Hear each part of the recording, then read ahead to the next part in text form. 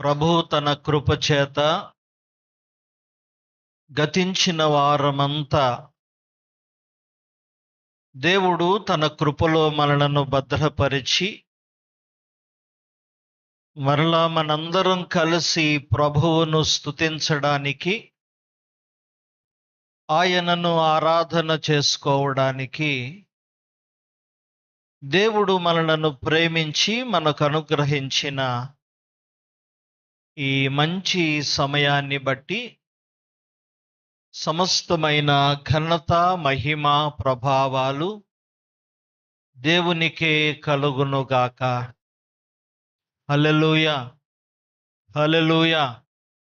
ఇంతవరకు జరిగిన ఆరాధన, పాటలు, సాక్ష్యాలు కార్యక్రమం అంతటిలో దేవుడు మనతో ఉండి మనలను నడిపించారు. ఈ సమయంలో దేవుని వాక్యపు వెలుగులో నుంచి దేవుని మాటలు ప్రకటించబడుతూ ఉండగా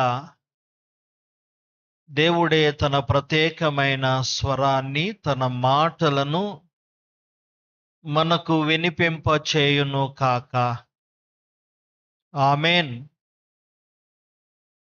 ప్రియులు దైవ సేవకులు జీవన్ గారు వారు వచ్చి దేవుని వాక్యాన్ని అందిస్తారు. శ్రద్ధగా దేవుని మాటలు మనము విందాం.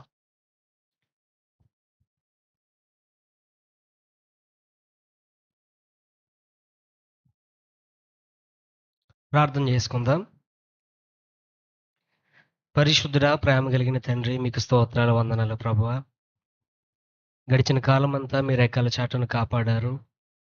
ఈ నూతనమైన పునరుత్థానపు దినములో మేమందరము మీ సన్నిధానంలో చేరి మిమ్మల్ని స్తుతించగలిగిన భాగ్యాన్ని ఈ సమయంలో మీరు మాకు దయచేశారు తండ్రి. ఈ సమయంలో ప్రభువా, ఇంతవరకు ఈ ఆరాధనలో పాటలు పాడి మీ నామాన్ని స్తుతించగలిగే కృపను ఎంతవరకు మాకు దయచేశారు తండ్రి. కొద్ది నిమిషాలు మీ మాటలు వినడానికి మేమందరము ఎదురు చూస్తున్నాం ప్రభువా. మా అందరికీ వినుబుద్ధి పుట్టించండి. మీ మందిరములో తండ్రి మీ మాటలు యందు లక్ష్యముంచే హృదయాన్ని మాకు దయచేయండి.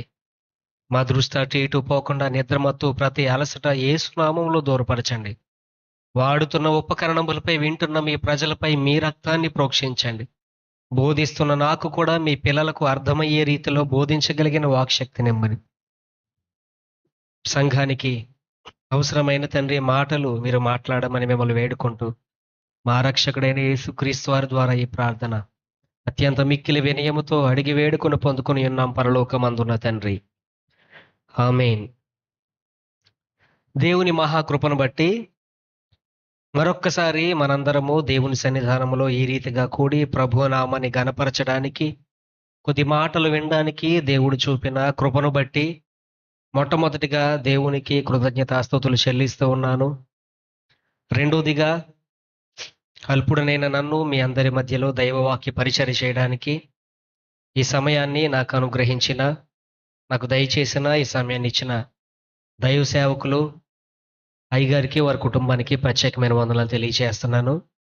ఇంతవరకు పాటలు పాడి ప్రత్యక్షంగా పరోక్షంగా దేవుని నామాన్ని గణపరిచిన దేవుని పిల్లలైన మీ అందరికీ పేరు పేరున వందనాలు తెలియజేస్తున్నానండి. దేవుని వాక్యాన్ని కొద్దిసేపు విందాం మనందరము. ఆదికాండ గ్రంథం 1వ అధ్యాయాన్ని తెరుద్దాం. ఆదికాండం 1వ అధ్యాయం తెరచి 28వ వచనాన్ని నేను చదువుతున్నాను, దయచేసి గమనించండి. ఆదికాండము 1వ అధ్యాయము 28వ వచనాన్ని చదువుకుందాం.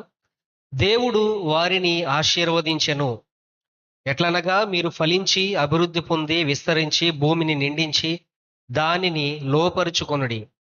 సముద్రపు చేపలను, ఆకాశ పక్షులను, భూమి మీద పాకు ప్రతి జీవిని ఏలుడని దేవుడు వారితో చెప్పెను. ఈ మాట దేవాతి దేవుడైన దేవుడు చెప్తున్నారు. ఇక్కడ దేవుడు వారిని ఆశీర్వదించారు అని మనం చదువుకున్నాం. ఎవరిని ఆశీర్వదించారు దేవుడు చెప్పండి? ఆదాముని, అవ్వని ఆశీర్వదించి విడివిడిగా ఉన్నవారిని ఒక కుటుంబంగా కట్టి దేవుడు వారితో అందరితో మాట్లాడుతున్నటువంటి మాట ఏంటంటే, మీరు వారిని ఆశీర్వదించారు దేవుడు. దేవుని మనసు కానీ మనం జాగ్రత్తగా పరిశీలిస్తే ఆయన మన జీవితం పట్ల ఆయనకున్నటువంటి ఆశ ఏంటంటే, మనందరము కూడా ఆశీర్వదించబడాలి, మనందరము కూడా దీవించబడాలి అనేది ఆయన మనసు, ఆయన చిత్తం అది. ఆయన పిల్లలను అంతగా ప్రేమిస్తున్నాడు దేవుడు. మనం ఆశీర్వదించబడాలని, మనం దీవించబడాలని, మన కుటుంబాలు బాగుండాలని దేవుడు తన మనసులో ఆలోచన చేసుకుంటూ ఉన్నారు. ప్రతి మనిషి పట్ల ఆయనకున్న చిత్తం, ఆలోచన, ఆయన ప్రేమ అదేనండి. ఏ కుటుంబం నాశనం అయిపోవాలి, ఏ కుటుంబం కూడా సమస్యలతో ఉండాలి, ఏ కుటుంబం కూడా నాశనం అయిపోయి కష్టాల్లోకి, నష్టాల్లోకి, బాధల్లోకి వెళ్ళిపోవాలి అనేది దైవ చిత్తం కాదు. ఆయన ఆలోచన ఏంటంటే అందరూ దీవించబడాలి, అందరూ ఆశీర్వదించబడాలి అనేది దేవుని ఆలోచన. అయితే ప్రియులారా, ప్రస్తుతం ఉన్నటువంటి దినాల్లో మానవ జీవితాలు, మానవ కుటుంబాలు ఎలా మారిపోతున్నాయి అనే విషయం మీద కొన్ని సంవత్సరాలకు పూర్వమే దైవ గ్రంథంలో దేవుడు ఈ రీతిగా రాయించారు. ఒకసారి బైబిల్ తెరుద్దాం. ఆమోసు గ్రంథము 6వ అధ్యాయము 11వ వచనాన్ని తెరుద్దాం ఒకసారి. ఆమోసు గ్రంథం 6వ అధ్యాయం 11వ వచనంలో దేవుని వాక్యం ఈ విధంగా తెలియజేస్తుంది. దేవుడు అక్కడ సెలవిస్తున్నారు, గొప్ప కుటుంబములు అని చెప్పబడుతున్న కుటుంబములు చాలా వినాశనం అయిపోతున్నాయంట. చిన్న కుటుంబములని చెప్పుకుంటున్న కుటుంబాలన్నీ కూడా చెదరిపోతున్నాయంట, చీలిపోతున్నాయంట. ఆమోసు గ్రంథం 6వ అధ్యాయం 11వ వచనంలో ఈ మాట మనం చూడగలుగుతాం. ఆయన ఆలోచన ఏంటంటే మనము దీవించబడాలని, మన కుటుంబాలు ఆశీర్వదించబడాలని. కానీ ప్రస్తుతం ఉన్నటువంటి దినాల్లో గొప్ప కుటుంబములు మొదలుకొని చిన్న కుటుంబముల వరకు తేడా లేకుండా ప్రతి కుటుంబం చెదరిపోతుందంట, ప్రతి కుటుంబం చీలిపోతుందంట, ప్రతి కుటుంబంలో బాధలంట, ప్రతి కుటుంబంలో అస్వస్థతలంట, దీవెన లేనటువంటి పరిస్థితులంట, ఆశీర్వాదం లేనటువంటి పరిస్థితులంట. ఇలా మారిపోతుంది ప్రతి కుటుంబం ప్రస్తుతం ఉన్న రోజుల్లో. ఈ రోజుల్లోనే కాదండి, కొన్ని వందల సంవత్సరాల క్రితమే దేవుడు ఆమోసు గ్రంథంలో చెప్పారు, గొప్పవి అని చెప్పుకుంటున్న చాలా కుటుంబాలు చీలిపోతున్నాయి, చెదరిపోతున్నాయి, చిన్న కుటుంబాలు కూడా చెదరిపోతున్నాయి అని చెప్పి దేవుడు ఆ రోజు మాట్లాడారు. దేవుని చిత్తం అది కాదు. ఈరోజు మనం నేర్చుకుందాం, అసలు ఒక కుటుంబం పాడైపోవడానికి కారణాలేంటి, ఒక కుటుంబం ఆశీర్వదించబడ్డానికి గల కారణాలేంటి అనేవి దైవ గ్రంథంలో నుంచి మనం చూద్దాం. ప్రియులారా, మీకు ఒక కుటుంబాన్ని చూపిస్తాను ముందు.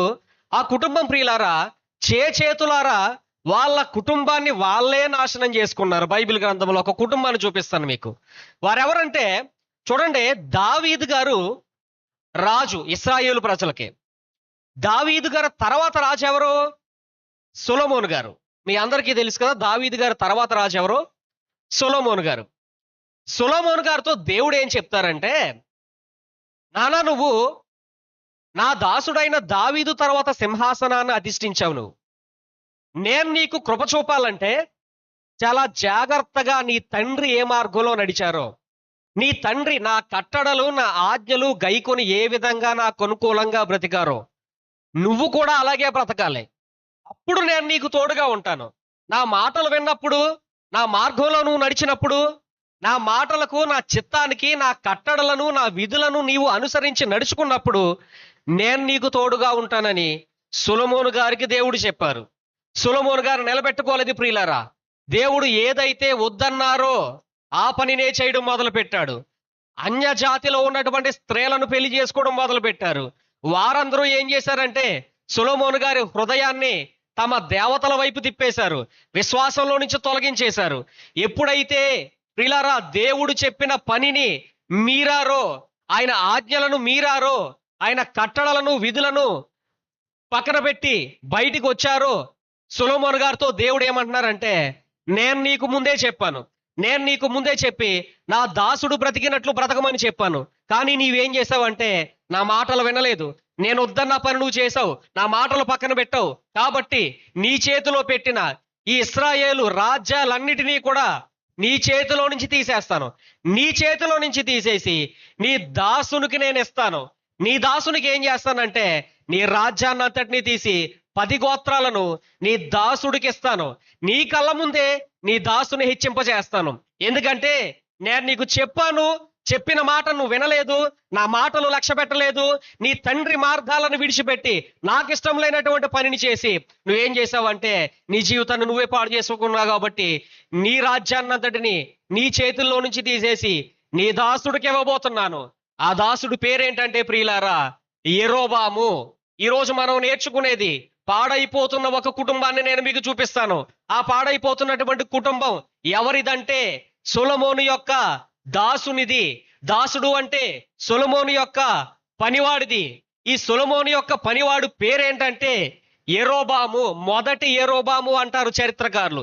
ఎందుకంటే రెండవ యెరోబాము కూడా తర్వాత వస్తారు ఆయన.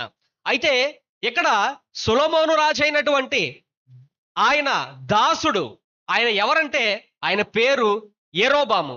ఈ యెరోబాము అంట ప్రియులారా, ఈయన కుటుంబం గురించి మనం ఈ రోజు నేర్చుకోబోతున్నాం. ఈ యెరోబాము అంట ఏం చేశారంటే తన పనిలో చాలా శ్రద్ధ కలిగిన మనిషి అంట.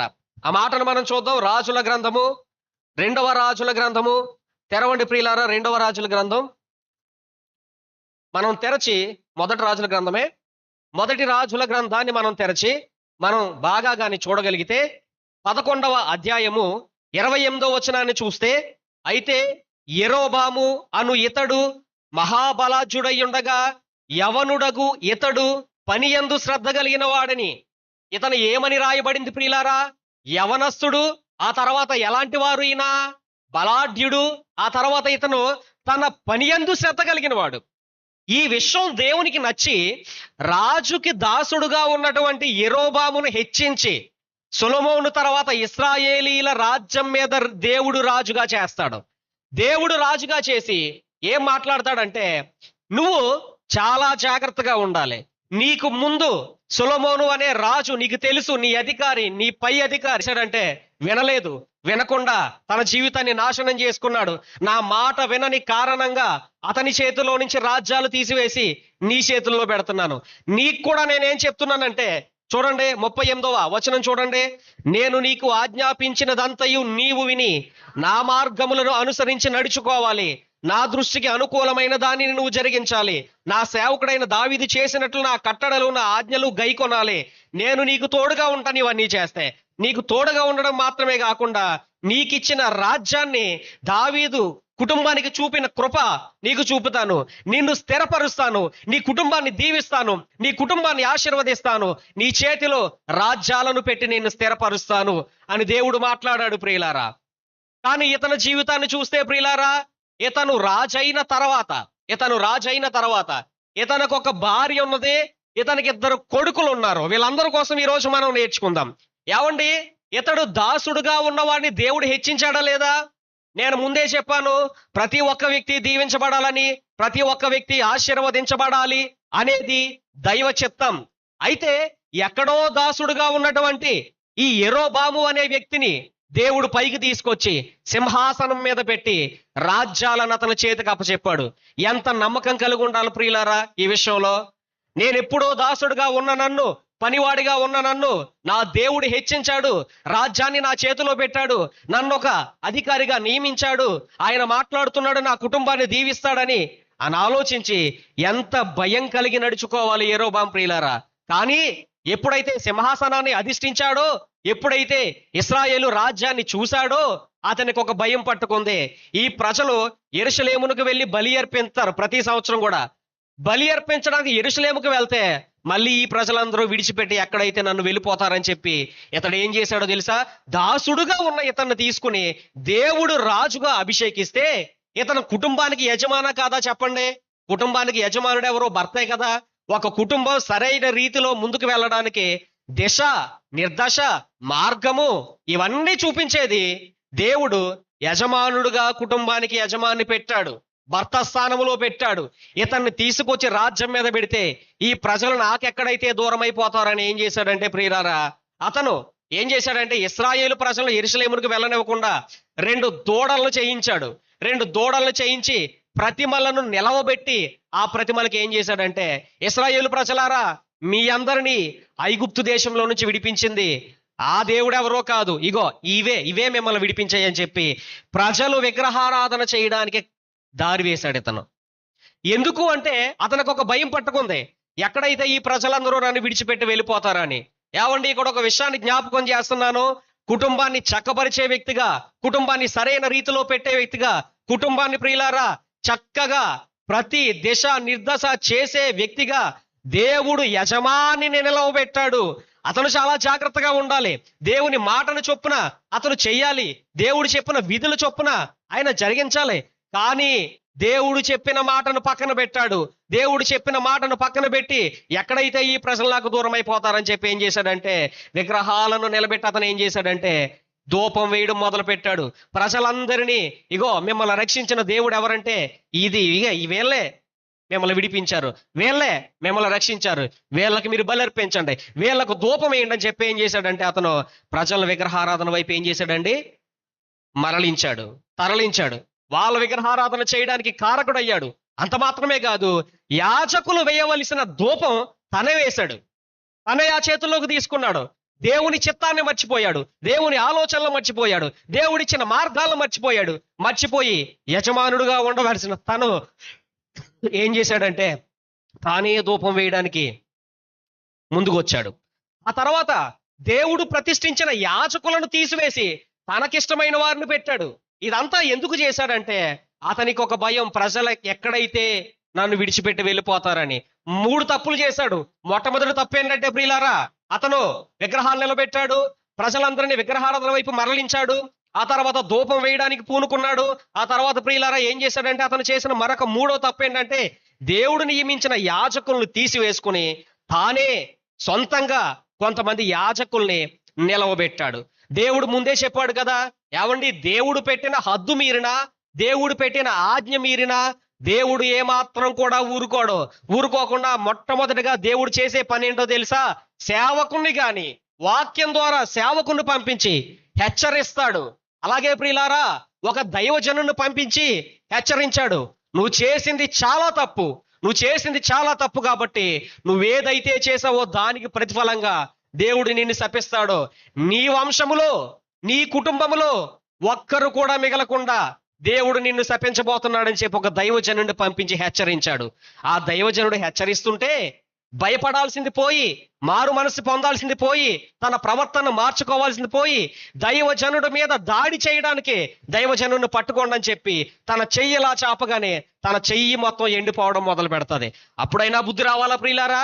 మళ్ళీ ఆ చెయ్యి ఎండిపోతే ఆ దైవజనుడిని ఒకసారి దేవునికి ప్రార్థన చేయండి, ఈ చెయ్యి స్వస్థపడాలని చెప్తే మళ్ళీ ఆ దైవజనుడు దేవుడికి ప్రార్థన చేస్తే చెయ్యి బాగుపడుతుంది. బాగుపడిన తర్వాత అప్పుడైనా బుద్ధి రావాలా? అప్పుడు కూడా బుద్ధి రాకుండా తన ప్రవర్తనను మార్చుకోకుండా మళ్ళీ యథావిధిగా పాపంలో కొనసాగాడంట. చూడండి ప్రియులారా, ఒక కుటుంబం నాశనం అయిపోవడానికి ప్రథమ కారణము యజమాని సరిగ్గా లేకపోవడమే.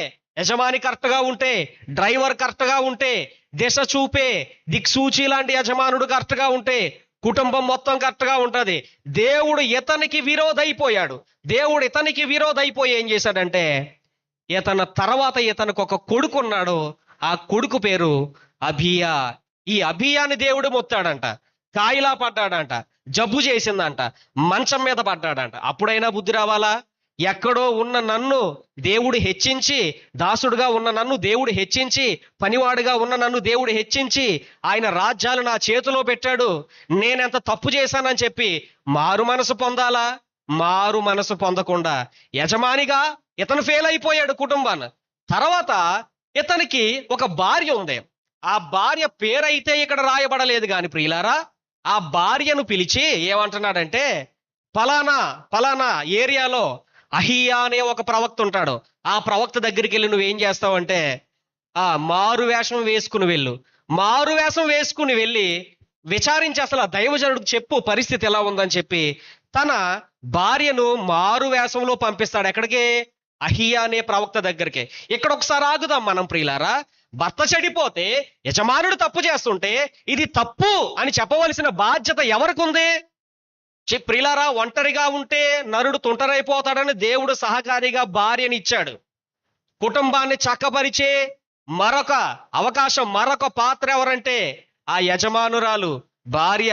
ఒక అమ్మగా, లేకపోతే ఒక భార్యగా, ఒక తల్లిగా పిల్లల పాడైపోతుంటే తప్పని చెప్పాలి, భర్త పాడైపోతుంటే తప్పని చెప్పాలి, ఖండించాల్సింది పోయి భర్త చెప్పిన మాట విని మారు వేషాన్ని ధరించుకుని అక్కడెక్కడికో వెళ్ళడం మొదలు పెట్టింది. ఈ రోజుల్లో మీకు విషయం చెప్పనా? పిల్లలు, కుటుంబంలో ఉన్నటువంటి పిల్లలు తండ్రి దగ్గర ఎక్కువ ఉంటారా, తల్లి దగ్గర ఎక్కువ ఉంటారా? చెప్పండి. తల్లి దగ్గరే ఎక్కువ ఉంటారు. నేను గృహ దర్శనానికి మా సంఘస్థుల ఇంటికి ఒకసారి వెళ్ళాను. గృహ దర్శనానికి సంఘస్థుల ఇంటికి చెప్పకుండా వెళ్తాను నేను ఒక్కొక్కసారి. చెప్పకుండా వెళ్ళేటప్పటికి పెద్ద ఎల్ఈడి టీవీలో పెద్ద సౌండ్ పెట్టుకుని ఒక పాట, ఒక యవనస్తురాలు ఇంటర్ చదువుతుంది ఆ పిల్ల, పెద్ద సౌండ్ పెట్టుకుని ఆ పాట ఎలాగొస్తుంది, 7ంటికోసారి 8ంటికోసారి అంటుంది ఆ పాట. పెద్ద సౌండ్ పెట్టుకుని లోపల ఎగిరేస్తుంది ఈ అమ్మాయి. నేను సడన్ గా వెళ్ళి అమ్మా అని పిలిచాను. అమ్మా అనగానే అయ్యి బాబు అన్నయ్య సడన్ గా వచ్చేసావా అని టీవీ కట్టేసి దగ్గరకు వచ్చి భయంగా నిలవబడ్డది. దౌర్భాగ్యకరమైన విషయం ఏంటంటే ఆ పిల్ల అలా లోపల పాటలు పెట్టుకుని ఎగురుతుంటే తల్లిగా చర్చికి వెళ్ళాల్సిన నువ్వు ఇదేం పనులమ్మా అని చెప్పకుండా ఏం చేసిందో తెలుసా తల్లి? ఆ కిచెన్ లో వంటలు చేసుకుంటుంది. ఈ కూతురు ఏం చేస్తుందో, ఎలాంటి దరిద్రమైన పాటలు వింటుందో, ఎలాంటి సినిమాలు చూస్తుందో, ఎలాంటి చిత్రాలు చూస్తుందో ఖండించవలసిన బాధ్యత తల్లిగా ఆ తల్లికి లేదా ప్రియులారా? ఈరోజు మన కుటుంబాల్లో చాలా పరిస్థితుల్లో పిల్లలు పాడైపోవడానికి కారణం యజమానుడు ఎక్కడికో వెళ్ళిపోతాడు, కానీ పిల్లలు పాడైపోవడానికి కారణం చాలా సందర్భాల్లో తల్లిగా మన పాల్టే. చాలా సార్లు కుటుంబాల్లో పిల్లలు తప్పు చేస్తే తల్లిదండ్రులు ఖండించాలి, బుద్ధి చెప్పాలి. దైవ గ్రంథం బెత్తము వాడమని చెప్తుంది ప్రియులారా. బెత్తాన్ని ఖచ్చితంగా వాడాలి. గారాపం చేసి పర్లేదులే ఒక్కడే కొడుకు కదా, ఒక్కడే కూతురు కదా అని చెప్పి అడిగినవన్నీ కొనిపెట్టి వాళ్ళు ఏదో చేస్తే ప్రియులారా రేపొద్దున్న మనం ఏడ్చే రోజులు వస్తాయి. కాబట్టి తప్పు చేస్తే తప్పని చెప్పాలి. ఆ రోజు ప్రియులారా ఏం జరిగిందంటే, ఇంకొక విషయం చెప్పనండి. ఒక హాస్పిటల్కి వెళ్ళి క్యూలో నిలబడ్డాను. నా ముందు ఒక అమ్మాయి బెంచ్ మీద కూర్చుంది. పక్కనే వాళ్ళ తండ్రి కూర్చున్నాడు. ఈ అమ్మాయి యూట్యూబ్ లో రీల్స్ చూస్తుంది. యూట్యూబ్ లో రీల్స్ చూస్తూ స్క్రోల్ చేస్తుంది. ఆ స్క్రోల్ చేసేటువంటి క్రమంలో ఒక అసభ్యకరమైనటువంటి ఒక చిత్రం, ఒక రీల్ ఆ ముందు వస్తుంది. ఆ పిల్లది చూస్తుంది. నేను వెనకాలేమో ఇక్కడ క్యూలో నిలవబడ్డాను, తండ్రి ఏమో పక్కనే ఉన్నాడు. ఈ కూతురు ఏం చేస్తుందో ఇతనికి తెలియట్లేదు. సెల్ ఫోన్ ఇచ్చేసి సెల్ ఫోన్ దగ్గర పెట్టేసి అసలు చదువుకునే పిల్లల చేతుల్లో హై స్కూల్ 8వ తరగతి 7వ తరగతి 6వ తరగతి 9వ తరగతి 10వ తరగతి చదివే పిల్లల చేతుల్లో ఫోన్లు ఎందుకు పెట్టడం ప్రియులారా? ఈరోజు దెయ్యం ఎలా వస్తుందో తెలుసా? కిటికీల గుండా వస్తుంది, సెల్ ఫోన్ గుండా వస్తుంది, ఫ్రెండ్స్ లోంచి వస్తుంది. ఒక్కసారి మన కుటుంబం మీద దృష్టి ఉంచాలి ప్రియులారా. తల్లిగా అది మన బాధ్యత. యజమానుడు ఎక్కడికో బయటికి వెళ్ళిపోతాడు, ఎక్కడికో వెళ్ళిపోయి అతని పని అది, అతని ఉద్యోగం అతంది, అతని వ్యాపారం అతంది. ఇంట్లో పిల్లలు చక్కపెట్టే బాధ్యత మనది. పిల్లలే కాదు భర్తను కూడా చక్కపెట్టే బాధ్యత మనది. కాబట్టి ఈ రోజుల్లో ప్రియులారా పిల్లలు చేసేటువంటి కొన్ని అవాంఛనీయమైనటువంటి పనులను కూడా తల్లిదండ్రులు ఖండించట్లేదు. స్కూల్లో టీచర్లు ఏమన్నా బుద్ధి చెప్తుంటే వాళ్ళ మీద గొడవకి వెళ్ళిపోతున్నారు. మా కూతుర్ని కొట్టాల్సిన పని ఏంటి, మా పిల్లని కొట్టాల్సిన పని ఏంటి, మా యొక్క అమ్మాయిని మా యొక్క అబ్బాయిని ఖండించాల్సిన పని ఏంటి? వాళ్ళు అలాగే ఉంటారు. మొన్నొక స్కూల్కి వచ్చి ఒక టీచర్ మీద ఒక ఆవిడ గొడవ పెట్టేస్తుంది. మా అబ్బాయి చదవకపోతే వదిలేయండి, ప్రవర్తన బాగపోతే వదిలేయండి, కానీ అందరిలో మాత్రం కించపరచకండి.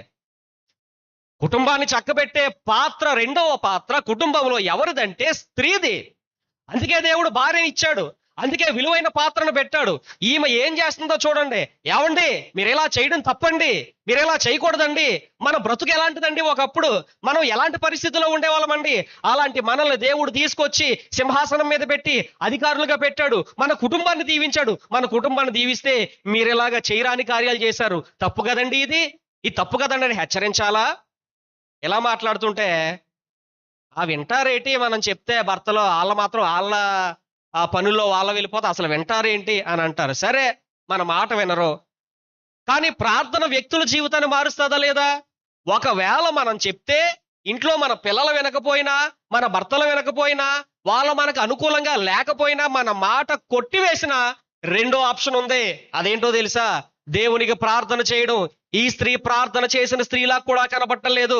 తన భర్త తప్పుడు మార్గంలో నడిస్తే ఈ స్త్రీ కూడా ఏం చేసిందంటే దానికి తల ఒగ్గి ఎక్కడో ఉన్నటువంటి ప్రవక్త దగ్గరికి మారు వేషాన్ని వేసుకుని వెళ్ళి ఆ ప్రవక్తనేదో మభ్య పెట్టాలని ప్రయత్నం చేసింది. కానీ దేవుడు ప్రవక్తకు ముందే చెప్పాడు, నీ దగ్గరికి యెరోబాము భార్య మారు వేషం వేసుకుని వస్తుంది, కఠినమైన మాటలు చెప్పు అని. ఆవిడ ఇంకా రాకుండానే లోపలికి అడుగు పెట్టగానే, అమ్మ ఆగు, నువ్వెవరో నాకు తెలుసు, మారు వేషం వేసుకుని నన్ను కప్పొచ్చు గాని నువ్వు దేవుని కళ్ళు మాత్రము కప్పలేవు. జాగ్రత్త ప్రియులారా. ఈరోజు వేషధారణ ధరించుకొని ఎక్కడ పాటలు పాడవచ్చు. స్త్రీలైనా పురుషులైనా పిల్లలైనా యవనస్తులైనా ఎవరైనా ఇక్కడ అందరినీ మభ్య పెట్టడానికి అందమైన గొంతుతో పాటలు పాడవచ్చు, కానుకలు అర్పించవచ్చు, పరిచర్యలు చేయొచ్చు, ప్రసంగాలు చేయొచ్చు, ఏదైనా చేయొచ్చు. కానీ వీళ్ళందరినీ మభ్య పెట్టవచ్చు. కానీ ఎవరిని మభ్య పెట్టలేని చెప్పండి? దేవుని కళ్ళు కప్పలేము. ప్రజలను మభ్యపెట్టొచ్చు, ప్రజలు కళ్ళు కప్పొచ్చు, దైవ సేవకుడు కళ్ళు కప్పొచ్చు, దైవ సేవకురాలు కళ్ళు కప్పొచ్చు, అందరి ముందు వెలుగుదూత వేషాన్ని ధరించుకున్న వ్యక్తిలా నటించవచ్చు. కానీ హృదయాలు ఎరిగిన దేవుడు ఒక ఆయన ఉన్నాడు. ఆయనకు కనబడని సృష్టమేదీ లేదు. పాతాళపు అడుగుల్లో ఉన్న, సముద్రం లోతుల్లో ఉన్న, మహాకాశాలు ఎక్కిపోయినా ఆయన కంటికి కనబడని సృష్టము లేదు. ఆయన కనుదృష్టితో చూడలేని హృదయము లేదు. హృదయాంత రంగాలలో ఉన్న ఆలోచనలు కూడా దేవుడు బయలుపరుస్తానని చెప్పి దైవ గ్రంథంలో రాశారు. ఎంత జాగ్రత్తగా భయం కలిగి భక్తి చెయ్యాలి ప్రియులారా. అలాంటిది యజమానుణ్ణి సరైన దారిలో పెట్టాల్సింది పోయి, ఒకవేళ మాట వినకపోతే ప్రార్థన కూడా చేయాల్సింది పోయి, మారు వేషాన్ని వేసుకుని ప్రవక్తను మభ్యపెట్టడానికి వెళ్తావా? దేవుణ్ణి మాత్రం మభ్యపెట్టలేం. ఇలాగే అపోస్తుల కార్యాలు 5వ గ్రంథంలో ప్రియులారా, వాళ్ళు కూడా వేషధారణ వేసుకుని ఏదో చేద్దాం అనుకున్నారు. పేతురు గారికి తెలియలేదా ప్రియులారా? దేవుని కళ్ళు మాత్రం మనము కప్పలేము, దేవుని కళ్ళు మాత్రం కప్పలేము. లోపలికి వచ్చింది, రాగానే నీతో కఠినమైన మాటలు చెప్పాలి. నీ భర్త దేవుని మాటలు వినలేదు, నువ్వు కూడా దేవుని మాటలు వినలేదు. మీ కారణంగా, మీరు చేసిన తప్పు కారణంగా ఏం జరుగుతుందో తెలుసా? మీ కుటుంబం సర్వనాశనం అయిపోబోతుంది. మీ కుటుంబంలో ఒక్కరు కూడా మిగలరు. నా మాటలు పక్కన పెట్టారు కాబట్టి ఒక్కరు కూడా మిగలకుండా మీ సంతతి అంతటిని, నీ వంశం అంతటిని సమూల నాశనం దేవుడు చేయబోతున్నాడు. నువ్వు ఇంటికి వెళ్ళగానే, నీ పాదం మోపగానే నీ కుమారుడు అబియా చనిపోవడానికి ఒక కారణం ఉంది, లాస్ట్లో చెప్తాను. నీ కొడుకు చచ్చిపోతాడు అనగానే ఈవిడు వెనక్కి వచ్చింది. వెనక్కి రాగానే తన కుమారుడు దేవుడు అన్నట్టుగానే చనిపోయాడు. అప్పుడైనా యరొబాముకు బుద్ధి రావాలి కదా, అప్పుడు కూడా బుద్ధి రాలేదు. చచ్చిపోయేంత వరకు కూడా దేవునికి అనుకూలంగా బ్రతకలేదు. తన ఆజ్ఞలు, దేవుడి కట్టడలను పక్కన పెట్టే బ్రతికాడు. ఇప్పుడు ఈ కుటుంబంలో ఎంతమంది వ్యక్తులను మనం చూసాం?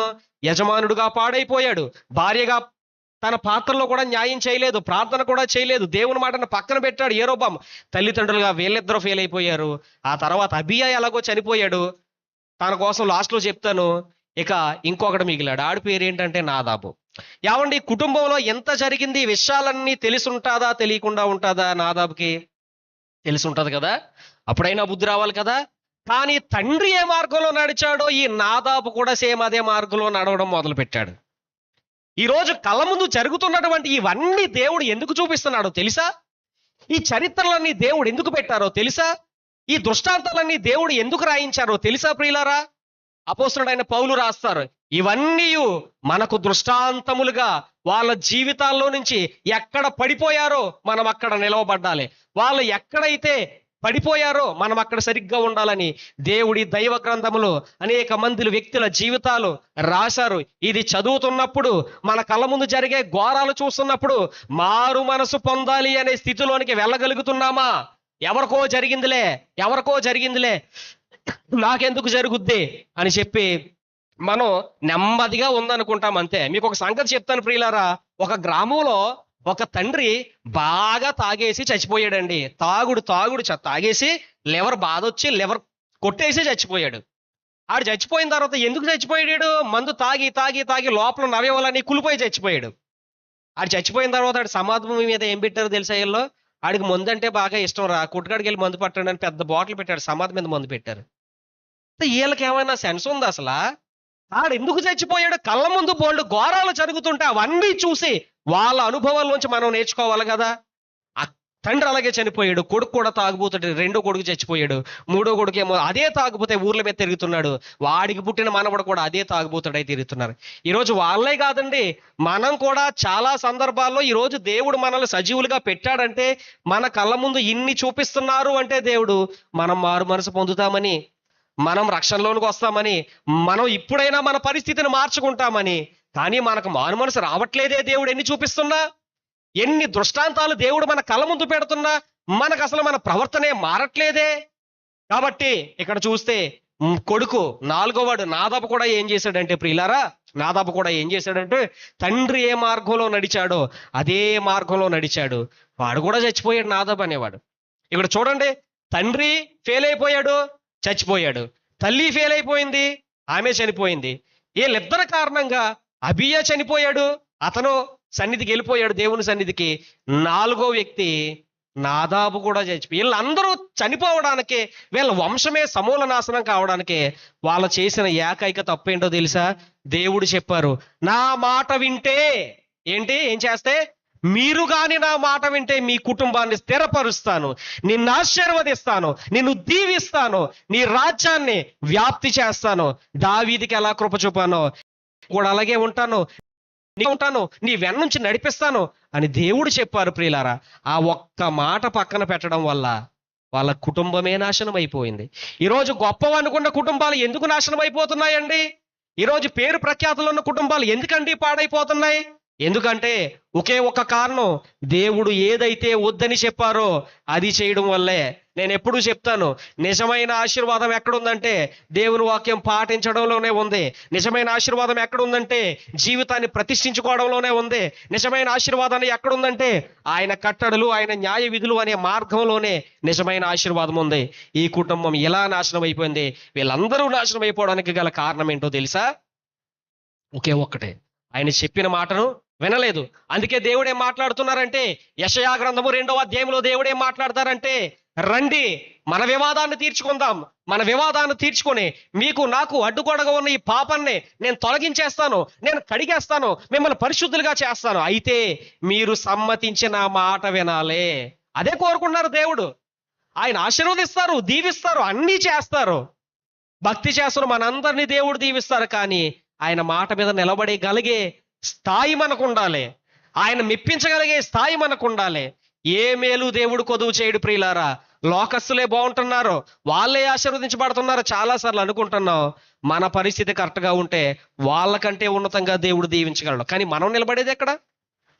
మనం మారుమనసు పొందేది ఎక్కడ? మన ప్రవర్తన మార్చుకునేది ఎక్కడ? మనం మన స్థితిని విడిచిపెట్టి దేవుని మార్గంలోకి వచ్చేది ఎక్కడ? అందరికీ సొంత తెలివి, సొంత జ్ఞానము, మీకోసం కాదండోయ్, ఓవరాల్ గా మాట్లాడుతున్నాను, మీకోసం ఎవరి కోసం నాకు తెలియదు ప్రియులారా. అందరికీ సొంత తెలివి, సొంత ధర్మశాస్త్రం. దేవుడేమో ఈ ధర్మశాస్త్రాన్ని ఇస్తే ప్రతి ఒక్క వ్యక్తికి వాళ్ళ హృదయాల్లో సొంత ధర్మశాస్త్రాన్ని వాళ్ళే రాసుకుంటారు. ధర్మశాస్త్రాలు రెండు, ఒకటి కనబడేది, ఇంకొకటి కనబడింది. అది ఎక్కడ ఉంటుంది? అది ఎవ్వరికీ తెలియదు, ఆ వ్యక్తికే తెలియదు. ప్రతి ఒక్క జీవితంలో ఏముంటది? సొంత ధర్మశాస్త్రం ఉంటది. దేవుడేమో నీ స్వబుద్ధిని ఆధారం చేసుకోవద్దని దేవుడు మాట్లాడుతుంటే చాలాసార్లు దేవుని వాక్యం ఇలా ఉండాలని చెప్తున్నా, ఇలా చేయాలని చెప్తున్నా, ఇలా నడవాలని చెప్తున్నా, ఇలా ఉండాలి అని మాట్లాడుతున్నా, ఎన్ని విన్నా, ఎన్ని ప్రసంగాలు విన్నా, ఎన్ని సభలకు వచ్చినా, ఎన్ని పాటలు పాడినా, ఎంత పరిచర్య చేసినా ప్రసంగమే, మన ప్రవర్తనే, ప్రసంగమే, మన తీరే. ఇలా ఉంటే కుటుంబాలు ఎక్కడ దీవించబడతాయి? అందుకే ఒక కుటుంబం పాడైపోవడానికి కారణం ఏంటంటే దేవుని మాట వినలేదు. ఇంకొక కుటుంబాన్ని చూపిస్తాను మీకు. ఆ కుటుంబం ఎంత ఆశీర్వదించబడిందంటే, ఎంత దీవించబడిందంటే, ఎంతలా దేవుని కృపను పొందుకుందంటే, రండి వెళ్దాం ఆదికాండంలోకి, 6వ అధ్యాయంలోనికి వెళ్దాం రండి. 6వ అధ్యాయంలో ఒక కుటుంబాన్ని దేవుడు చూపిస్తారు. ఆ కుటుంబం రక్షించబడింది, అందరూ నాశనం అయిపోయినా చాలా సుఖంగా ఉన్నారు వాళ్ళంతా. వాళ్ళు ఎవరంటే నోవాహు కుటుంబం. ఎవరు చెప్పండి? నోవాహు కుటుంబం. ప్రియులారా, ఈ నోవాహు అనే వ్యక్తి, కొంచెం జాగ్రత్తగా వినండి ఇక్కడ నుంచి. ఈ నోవాహు అనే వ్యక్తి, ఈయన మొత్తం దేవుడు స్కాన్ పెట్టి చూస్తేనంట వీళ్ళందరిలో నిందారహితంగా ఎవరు కనబడ్డారంట? నోవా కనబడ్డారు. నోవాహును దేవుడు పిలిచి, నోవా, నీతో నా నిబంధన స్థిరపరుస్తున్నా. నేను చూడగా అందరిలో నీవే నాకు ఎలా కనిపించావు? నీతిమంతుడిగా, నిందారహితుడిగా, కృప పొందిన వాడిగా నువ్వు కనిపించావు. కాబట్టి నేనేం చేస్తానంటే నిన్ను దీవించడానికి ఇష్టపడుతున్నాను. నేను ఒక జల ప్రళయాన్ని తీసుకురాబోతున్నా. ఎందుకంటే ఈ ప్రజలందరూ నాకు నచ్చలేదు, వీరందరినీ తుడిచేస్తాను. నువ్వేం చెయ్యాలంటే నీ ఇంటి వారి రక్షణ కొరకు. ప్రియులారా, ఇక్కడ ఒకసారి ఆగుదాం మనందరము కూడా. అప్పుడు దేవుడు నోవాహును చూసారా లేదా, పరిశీలించారా లేదా? ఈ రోజు కూడానండి ఆకాశములో నుంచి దేవుడు ప్రతి ఒక్క వ్యక్తిని పరిశోధిస్తున్నారు. అలా ఆయన పరిశీలించేటప్పుడు మనం నిందారహితంగా కానీ కనబడకపోతే, మనము గాని పరిశుద్ధులుగా కనబడకపోతే, మనము గాని నీతిమంతులుగా కనబడకపోతే, చెప్తున్నాను కదా ప్రియులారా, అందరినీ పరిశోధించి పరిశీలించేటువంటి దేవుడు ఆయన. ఆయన పరిశీలించేటువంటి క్రమంలో మనము కానీ సరిగ్గా లేకపోతే ఎవ్వరికీ కనబడకుండా చాలా హ్యాపీగా మేకప్ చేయవచ్చు. కానీ ఆయన పరిశీలించేది మన హృదయాన్ని పరిశీలిస్తున్నప్పుడు, మనల్ని పరిశీలిస్తున్నప్పుడు. చూడండి, నోవాహుని ఎలా పరిశీలించారో దేవుడు, అలాగే మనల్ని కూడా పరిశీలిస్తారు.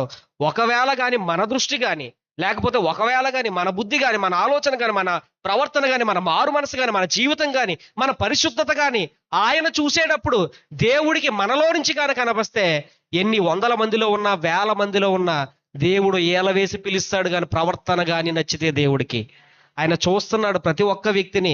గుర్తుపెట్టుకోండి అమ్మా, 4 గోడల మధ్య ఉన్నప్పుడు దేవుడు చూస్తున్నారు, నలుగురిలో ఉన్నప్పుడు దేవుడు చూస్తున్నారు, ఒంటరిగా పండుకున్నప్పుడు దేవుడు చూస్తున్నారు. ఎక్కడకు వెళ్ళినా చివరకు చివరకు చివరకు ఎవ్వరు రాని ప్రైవసీ ప్లేస్ లో మనం ఉంటున్నా దేవుడు మనందరినీ చూస్తున్నాడు. దేవుడు మనందరినీ చూస్తున్నాడు. ఆయన కంటికి కనబడిన వాళ్ళు ఎవరు ఉండరు ప్రియులారా. ఆయన చూసేటప్పుడు మనము నిందారహితంగా గాని కనిపించకపోతే, మనము గాని నీతిమంతులుగా కనిపించకపోతే, మనము గాని పరిశుద్ధులుగా కనిపించకపోతే దేవుడు ఎటువంటి శిక్షణ తీసుకొచ్చాడో వాస్తవం. ఆయన మాట ఎవరైతే వినరో ఖచ్చితంగా ఆయన శిక్షించే దేవుడు. అయితే నోవాహును పిలిచారు. ఇక్కడ ఒక విషయం బాగా విందాం. ఇప్పుడు పిలిచింది నోవాహునా, నోవాహు కుటుంబాన్న? ఫస్ట్ ఒక్క వ్యక్తినే పిలిచాడా? ఏంటండి, ఒక్క వ్యక్తిని పిలిచి మళ్ళీ కుటుంబాన్ని మొత్తం, నేను మీ అందరినీ చూశాను, మీ కుటుంబం మొత్తం చాలా బాగా ఉంది, మీ కుటుంబం మొత్తం నేను చూసి అందరూ నీతిమంతులుగా కనిపించారని దేవుడు మాట్లాడలేదు. ఒక్క వ్యక్తి కానీ కుటుంబంలో కరెక్ట్గా ఉంటే, ఒక వ్యక్తి కుటుంబంలో ప్రార్థనా పరుడుగా కానీ కనిపిస్తే, ఒక వ్యక్తి కానీ నీతిమంతుడిగా కుటుంబంలో కానీ కనిపిస్తే, అతనిని బట్టి ఆ కుటుంబం మొత్తం రక్షణలోనికి రావడానికి చాలా అవకాశం ఉంది. ఆ ఒక్క వ్యక్తి మన కుటుంబంలో మనం ఎందుకు అవ్వకూడదు? ఒక తల్లిగా మన కుటుంబాన్ని, మన భర్తను, మన పిల్లల్ని దైవ మార్గంలోనికి నడిపించే సాధనంగా ఒక తల్లిగా మనం ఎందుకు కాకూడదు? ఒక యవనస్తుడిగా, ఒక తమ్ముడుగా, ఒక చెల్లిగా, లేకపోతే ఒక భర్తగా ఒక్కరితోనే మనమెందుకు అలాంటి నీతిమంతులుగా, నిందారహితమైన వ్యక్తులుగా, మన కుటుంబాన్ని దేవుడి దగ్గరికి నడిపించేటువంటి వ్యక్తులుగా ఎందుకు మనం ఆ ఛార్జ్ తీసుకోకూడదు? మీకు ఒక సంగతి చెప్తాను, కొంచెం వినండి. ఇక్కడ రామచంద్రపురం మండలం ఏరుపల్లి అనే ఊరుంది. రామచంద్రపురం మండలం ఏరుపల్లి. నేను అక్కడే పుట్టాను, అక్కడే పెరిగాను. అక్కడ నేను ఒక సంఘంలో పెరిగాను చిన్నప్పుడు. నేను ఒక సంఘంలో పెరిగేటప్పుడు సమాజంలో ఉన్నతమైన వర్గానికి, ఉన్నతమైన కులానికి చెందినటువంటి ఒక అన్యుల ఫ్యామిలీలో నుంచి సండే స్కూల్కి ఒక చిన్న బాబు వచ్చేవాడు. సండే స్కూల్కి ఒక బాబు వచ్చేవాడు, ఒక అన్యుల కుటుంబంలో నుంచి. వాళ్ళ కుటుంబంలో వాళ్ళ తండ్రికి రక్షణ లేదు, వాళ్ళ తల్లికి రక్షణ లేదు, వాళ్ళ అక్కకు రక్షణ లేదు, వాళ్ళ బంధువులు ఎవరికీ రక్షణ లేదు. అలాంటి సమయంలో ఈ చిన్న పిల్లల్లో ఉన్నటువంటి పరిస్థితులు, ఆ వయసులో సండే స్కూల్కి రావడం మొదలు పెట్టాడు ఆ కుర్రాడు. ఆ అబ్బాయి పేరు సాయి, ఏరుపల్లి, అడపా సాయి అంటారు అతన్ని. చిన్న పిల్లోడుగా సండే స్కూల్కి రావడం మొదలు పెట్టాడు ప్రియులారా. సండే స్కూల్ కాస్త పెద్దవాళ్ళ ఆరాధనకు రావడం మొదలు పెట్టాడు. పెద్దవాళ్ళ ఆరాధనలో స్థిరపరచబడ్డాడు. స్థిరపరచబడిన తర్వాత యేసు ప్రభుని పూర్తిగా తెలుసుకుని రక్షణ పొందుకున్నాడు. రక్షణ పొందుకున్న తన పరిస్థితిని మార్చుకున్నాడు. ఆ అడపా సాయి అన్న కుర్రాడు ఏరుపల్లి అనే ఊర్లో తనను బట్టి అన్యుల కుటుంబానికి చెందిన తన తల్లి రక్షించబడ్డది, తన అక్క రక్షించబడ్డది, తన తండ్రి కూడా రక్షించబడ్డాడు. తన తండ్రి ఒక నాస్తికుడు, దేవుడంటే నమ్మకం లేనటువంటి వ్యక్తి. సండే స్కూల్కి వచ్చిన ఒక పిల్లాడిని బట్టి, ఒక చిన్న బాబును బట్టి టోటల్ కుటుంబం మొత్తం రక్షించబడ్డది. అందరూ బాప్తీసాలు తీసుకున్నారు, అందరూ ప్రియులారా రక్షించబడ్డారు, అందరూ కూడా మందిరానికి క్రమం తప్పకుండా వెళ్తారు. పరిచర్య వచ్చిందంటే మేం చేస్తామండి అని చెప్పి ముందుకు వస్తారు వాళ్ళు. ఇదంతా ఈ కుటుంబం, ఈ నాన్నగారు, వీళ్ళ అమ్మగారు, వాళ్ళ అక్క, వీళ్ళందరూ ప్రభువులోకి ఎలా రాగలిగారు? ఒక్క కుమారుని బట్టి, ఒక సండే స్కూల్ విద్యార్థిని బట్టి ఆ ఇంటికి ఏమొచ్చింది? రక్షణ వచ్చింది. ఈరోజు అదే సాయిగా, అదే ఒక వ్యక్తిగా మనం ఎందుకు రాకూడదు ప్రియులారా? మన కుటుంబాన్ని రక్షించుకునే వ్యక్తులుగా. మార్పు ఏదైనా ఒక వ్యక్తితోనే మొదలవుతుంది.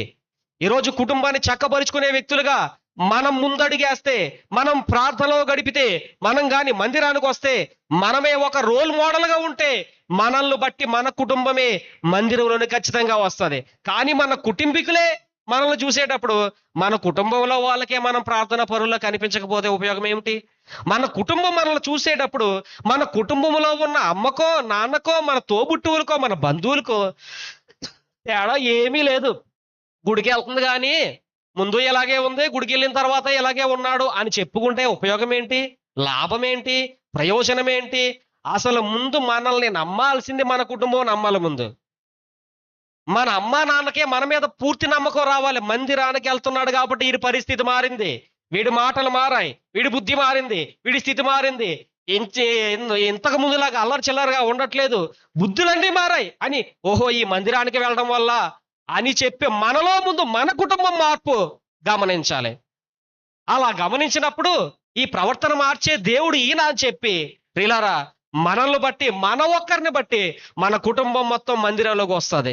ఈరోజు నేను అడుగుతున్నాను, మనల్ని బట్టి, నిన్ను బట్టి నీ కుటుంబం రక్షించబడిందా? నిన్ను బట్టి నీ మార్పు నీ భర్త యొక్క మార్పుకి కారణమైందా? నీ భార్య యొక్క మార్పుకు కారణమైందా? నీ ప్రవర్తనను బట్టి అన్యులైనటువంటి మీ యొక్క అమ్మా నాన్న వాళ్ళు నిన్ను చూసి ఏదైనా నేర్చుకోగలుగుతున్నారా? అసలు నీ మార్పు, నీ పరిశుద్ధత, నీ భక్తి సంఘంలోనే కాదు కుటుంబంలో ముందు కనబడుతుందా? ఒక అమ్మ ఒక యవనస్తురాలు తిట్టింది. ఎలాగా? ఏమో తిట్టిందంటే, ప్రార్థన చేసినట్టు నువ్వు నాకు ఎప్పుడు కనిపించవు, అసలు నువ్వు ప్రార్థన చేస్తున్నావా అని అడిగింది. ఆ పిల్ల ఏమన్నదో తెలుసా? నేను ప్రార్థన చేస్తున్నానో దేవుడికి కనబడాలి, నేను ప్రార్థన చేస్తున్నానో దేవుడికి తెలుసులే, నీకేం చెప్పక్కర్లొద్దు. ఆ తల్లి ఏమనుకుంటది? మందిరానికి వెళ్తుంది కానీ దీని మాటలు మారలేదు, ఈ అమ్మాయి బుద్ధి మారలేదు, ఈ అమ్మాయి ప్రవర్తన మారలేదు, ఎలా మాట్లాడుతుంది అని అనుకుంటుందా లేదా తల్లి? మన మార్పును ముందు మన కుటుంబంలోనే చూడాలి. మన మార్పును బట్టి మన కుటుంబంలోనే తొలి ఉద్యోగం రేపబడాలి. మనల్ని చూసి వాళ్ళు నేర్చుకోవాలి. అలాగడిగితే ప్రార్థన చేస్తున్నావా లేదంటే, నేను ప్రార్థన చేస్తున్నానో లేదో దేవుడు తెలుసులే, నీకేం చెప్పక్కర్లొద్దు. నేను ఒక అమ్మాయిని ఏమన్నానంటే, అసలు ప్రార్థన చేస్తున్నావా నువ్వు అని అడిగాను ఒక అమ్మాయిని. ఆ అమ్మాయి నాకు ఏం రిప్లై ఇచ్చిందో తెలుసా? నేను ప్రార్థన చేయకపోతే నీకు వచ్చే నష్టం ఏంటి అసలు? డీటెయిల్స్ చెప్పను, మీరు అర్థం చేసుకోండి. ఓకే, ఒక అమ్మాయిని నేను పిలిచి అసలు ప్రార్థన చేస్తున్నావా, నాకు ఎప్పుడో ప్రార్థన చేసినట్టు కనిపించట్లేదంటే, నేను ప్రార్థన చేయకపోతే నీకు వచ్చే నష్టం ఏంటి అసలు? అసలు మన కుటుంబం నమ్ముతుందా మన భక్తిని? మన కుటుంబం నమ్ముతుందా మనలో ఉన్నటువంటి మార్పుని? గమనించాలి. ఆ రోజు నోవా ఒక్కడు నీతిమంతుడుగా నిందారహితంగా కనబడ్డాడు. ఆ ఒక్క వ్యక్తిని బట్టి కుటుంబం మొత్తం రక్షణ అనే ఓడలోనికి వెళ్ళింది ప్రియులారా. ఈ రోజు మన కుటుంబాన్ని ప్రియులారా మార్చుకునే వ్యక్తులుగా, మన కుటుంబాన్ని ప్రభువులోనికి నడిపించే వ్యక్తులుగా ఆ ఒక్క వ్యక్తి మనం ఎందుకు అవ్వకూడదు? అబ్రహాం గారు ప్రార్థన చేస్తారు, ప్రభువా ఆ ప్రాంతాన్ని నువ్వు కాల్చేస్తానంటున్నావు కదా, అక్కడ కొంతమంది ఉంటే, నిన్ను నమ్ముకున్న వాళ్ళు ఉంటే నువ్వు కాపాడతావా? ఎస్, కాపాడతాను. 50 మంది ఉంటే కాపాడతావా? కాపాడతాను. ప్రభువా అలా కాదు, 40 మంది ఉంటే కాపాడతావా? కాపాడతాను. ఆ ప్రాంతాన్ని మొత్తం కాపాడతాను. 30 మంది ఉంటే కాపాడతావా? కాపాడతాను. ప్రభువా అలా కాదు, 10 మంది ఉంటే కాపాడతావా? ఒక్కరున్నా సరే నేను ఆ ప్రాంతాన్ని మొత్తం కాల్చకుండా ఆపేస్తాను. ఒక వ్యక్తిని బట్టి ఇంటికి రక్షణ వస్తుంది. మనం ఏదో అనుకుంటాం ప్రియులారా, మనం కరెక్ట్గా ఉంటే మనల్ని బట్టి మన కుటుంబం దీవించబడుతుంది, మనల్ని బట్టి మన కుటుంబం ఆశీర్వదించబడుతుంది, మనలను బట్టి మన కుటుంబమే ప్రభులోనికి వస్తుంది. ఆ రోజు అబ్రహాం గారు ప్రార్థన చేస్తున్నప్పుడు ఏం జరిగిందో తెలుసా? అబ్రహాం గారు అడుగుతారు, ప్రభువా ఇంకా మాట్లాడలేకపోతున్నాను ప్రభువా, కనీసం ఒక్క 10 మంది ఉంటే, ఒక 5గురు ఉంటే, ఒక్కరున్నా రక్షిస్తావంటే, ఒక్కరున్న కుటుంబ మొత్తం ఆ ప్రాంతాన్ని ఏం చేస్తాను నేను? ఒక్క రాహేలు తన కుటుంబాన్ని రక్షించుకుంది. ఒక్క లూదియా తన కుటుంబం మొత్తానికి రక్షణ తీసుకొచ్చింది. ఒక్క జైలు అధికారి తన కుటుంబాన్ని మొత్తం రక్షణలోనికి నడిపించుకున్నాడు ప్రియులారా. వీళ్ళందరూ ఒక్కరేనండి, వీళ్ళెవరో 10 మంది కాదండి, వీళ్ళెవరో 100 మంది కాదండి ప్రియులారా, ఒక్క వ్యక్తి అండి వెళ్ళి రక్షించుకున్నారు. రాహాబ్ అనే వేశ్య ఒక్కరితే కుటుంబాన్ని రక్షించుకుంది. ఆ తర్వాత ఒక్కరే జైలు అధికారి, ఒక్కరే లూదియా, ఒక్కరే వీళ్ళందరూ. ఆ ఒక్కరం మనం ఎందుకు అవ్వకూడదు మనం కుటుంబాన్ని రక్షించుకునే విధంగా? అసలు మనలోనే మార్పు లేకపోతే, మనలోనే ప్రవర్తన మారకపోతే, ముందు ఆ ఊరు తర్వాత, ప్రపంచం తర్వాత, ఫ్రెండ్స్ తర్వాత, బంధువుల తర్వాత మన కుటుంబం మనలో మార్పు కనబడుతుందా? ఒకవేళ కానీ మనలోనే మార్పు ఉంటే ప్రియులారా, నేను యేసు ప్రభువుని నమ్ముకున్న కొత్తలో నా కుటుంబం చాలా నాకు వ్యతిరేకం అయిపోయింది. నన్ను ఇంట్లోంచి బయటికి గెంటేశారు. నేను యేసు ప్రభువుని నమ్ముకున్న కొత్తలో నన్ను ఏం చేశారంటే కుటుంబం నుంచి బయటికి గెంటేశారు. అయినా సరే నేనేమి తగ్గలేదు, దేవుళ్ళు బలంగానే నిలవబడ్డాను. తిండి తినలేని పరిస్థితులు వచ్చినా మంచినీళ్ళు తాగి బతికాను నేను కొన్ని సంవత్సరాలు. దేవుని సేవకు వెళ్ళిపోయాను. దేవుని వాక్యం అంటే పడి చచ్చిపోయి ఎక్కడికి పడితే అక్కడ సైకిల్ తొక్కుకొని 30 కిలోమీటర్లు 20 కిలోమీటర్లు దేవుని సేవ కోసం వెళ్ళేవాడు నా రోజుల్లో, ఒక 10, 12, 15 సంవత్సరాల క్రితం. ఇప్పుడు ఎలాగుందో తెలుసా నా కుటుంబం ప్రియులారా? వాళ్ళు ఎవ్వరికి ప్రార్థన చేయాలన్నా ముందు నాకు ఫోన్ చేస్తారు. మా నాన్న మొదలుకొని, మా అమ్మ మొదలుకొని, మా అక్క మొదలుకొని, వాళ్ళే కాదు నా బంధువులందరూ కూడా నన్ను బట్టి, ఇది నా గొప్పతనం కాదు, నన్ను బట్టి ప్రార్థనా పరులుగా మార్చబడ్డారు, పరిచారకులుగా మార్చబడ్డారు, నన్ను బట్టి రక్షణ మార్గంలోనికి వచ్చారు. వాళ్ళే కాదు నా స్నేహితులందరూ కూడా ఒక్కొక్కరు రక్షణ మార్గంలోనికి, చివరికి బూతులు మాట్లాడాలన్నా సరే నేను ఉన్నానని చెప్పి భయపడేవారు. ఎందుకంటే ఆడి దగ్గర మాట్లాడకండి రా, ఆడికి నచ్చదురా అలా బూతులు మాట్లాడితే. అన్యులు ప్రియులారా వీళ్ళందరూ కూడా. మన మార్పు రిఫ్లెక్ట్ అవ్వాలి వాళ్ళ దగ్గర. కాబట్టి ఇప్పుడు నోవాహు కుటుంబం మొత్తం వాడలోనికి ప్రవేశించింది. ప్రవేశించడానికి గల కారణం ఏంటంటే చూడండి, 6వ అధ్యాయము 22వ వచనం చూడండి. 6వ అధ్యాయం 22. నోవాహు అట్లు చేసెను, దేవుడు అతనికి ఆజ్ఞాపించిన ప్రకారము యావత్తు చేసెను. ఇప్పుడు నోవాహు తన కుటుంబం మొత్తం వాడలోనికి వెళ్ళడానికి గల ఏకైక కారణం ఏంటో తెలుసా? ఒకే ఒక్కటే. ఏంటంటే నోవాహు అట్లు చేసెను. ఏం చేశాడంట? నోవాహు ఏం చేశాడు? అట్లు చేసినాడు ఉంది కదా. ఈ మాట ఒక పాస్టర్ గారికి అర్థమవక, ప్రియులారా నోవాహు అట్లు చేసెను, మీరు దైవ సేవకుడి ఇంటికి వస్తే కనీసం టీ ఇస్తున్నారా? అట్లు అంటే అట్లు అంటే ఆ రీతిగా, ఏ రీతిగా దేవుడు ఏ రీతిగా చెప్పాడో ఆ రీతిగా యావత్తూ చేశాడంట. మనం ముందు మాట్లాడుకున్నాం, దేవుడు చెప్పిన రీతిగా చేయకపోవడం వల్లే ఆ కుటుంబం నాశనమైంది. దేవుడు చెప్పినట్లు చేసిన నోవాహు కుటుంబం రక్షణ అనే ఓడలోనికి ప్రవేశించిన తర్వాత వచ్చే పరిస్థితి ఏంటో తెలుసా? అందరూ కూడా జలప్రలయం వచ్చేసింది, ఆకాశ తూములు విప్పబడ్డాయి, ప్రచండ వర్షం కురిపించబడింది. ఆ సమయంలో తలుపులు కొడుతున్నారు వచ్చి, నోవా నోవా నోవా, మేమందరము కూడా నశించిపోతున్నాం, మునిగిపోతున్నాం, దయచేసి తలుపు తెరు అని చెప్పి అందరూ కూడా ఏం చేస్తున్నారంటే తలుపులు కొడుతున్నటువంటి సందర్భంలో లోపల సురక్షితంగా ఉన్న వాళ్ళు ఎవరు చెప్పండి? నోవాహు కుటుంబం మాత్రమే. ఈరోజు నీవు కూడా ప్రభు కోసం నిలబడు. ఈరోజు నీవు కూడా ప్రభు కోసం నిలబడి ప్రార్థనా పరుడుగా మార్చబడు. ఈరోజు నీవు కూడా ప్రభువు కోసం నిలబడి నీ మార్పును నీ కుటుంబంలోనికి తీసుకువెళ్ళు. మొత్తం ప్రపంచం మొత్తం నాశనం అయిపోయినా నీ కుటుంబం మాత్రం ఎలా ఉంటారో? సురక్షితంగా ఉంటారు. చెప్తున్నాను కదా, ప్రభువులో ఉన్నటువంటి కుటుంబం కరువైనా, వస్త్రహీనతైనా, లేమైనా, ఉపద్రవమైనా సరే ఏది కూడా ఆ వ్యక్తిని పడగొట్టలేదు. కారణం ఏంటో తెలుసా? ఆ కుటుంబం మొత్తం దేవుని మాట మీద కట్టబడినటువంటి కుటుంబంగా మార్చబడ్డది గనుక వానలు వచ్చాయి, వరదలు వచ్చాయి, ఆకాశ తూములు విప్పబడ్డాయి, అన్ని విప్పబడినా అందరూ మునిగిపోతున్నా లోపల ప్రశాంతమైన వాతావరణం. మీకు ఇంకొక ఆశ్చర్యకరమైన విషయం చెప్పనా? నోవాహు అనేటువంటి వాడలో, ఆయన చేసిన వాడలో జంతువులన్నీ వెళ్ళాయా? జంతువుల్లో పులి వెళ్ళిందా? సింహం వెళ్ళిందా? పాము వెళ్ళిందా? ముంగీసి వెళ్ళిందా? నోవాహు దగ్గరికి వెళ్ళి ఆ లోపల వాడలో పాముకి ముంగీసికి అసలు పడదు. అవునా కదా చెప్పండి? ఈ రెండు లోపల సురక్షితంగా ఉండడం మొదలుపెట్టాయి.